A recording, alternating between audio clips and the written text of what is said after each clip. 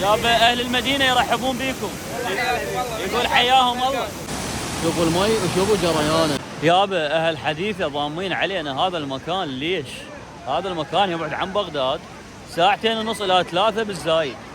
مياه كبريتيه، شوف المي فيروزي، شوف هذا المنظر وشوف هذا منظر الشلالات.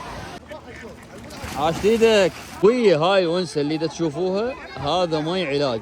هذا مو نهر الفرات، هذه كلها عيون كبريتيه. هذا المي لا تعيش بيه اسماك، لا حيوانات، لا يعني اي كائن ما يعيش بيه. بس حنروح نتمشى لهذا الشلال.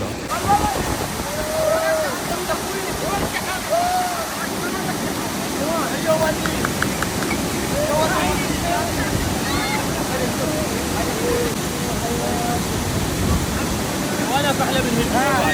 يا هذول الشباب من اهل المدينه، السلام عليكم. شلون الشباب؟ اسم بالخير؟ اكرم والنعم. حياك اسم بالخير؟ وهيمن. ايش تنصحون اهل بغداد؟ والله يجون على هاي عيون حجان. والله حبيبنا يابا اهل المدينه يرحبون بيكم، يقول حياهم الله.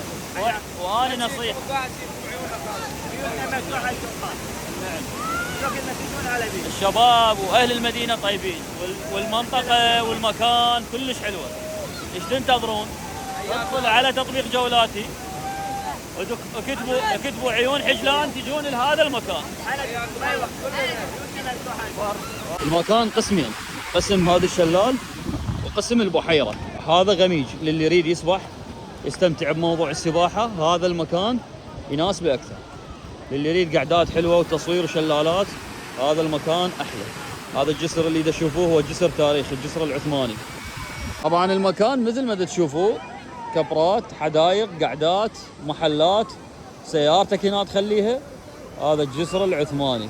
ملاحظه مهمه بالنسبه للعوائل، خميس جمعه سبت بعد الاربعاء هذا المكان كله للعوائل فقط، ماكو اي شباب. المكان من فوق صورناه لكم حتى يكون توضيح لكم بعد اكثر.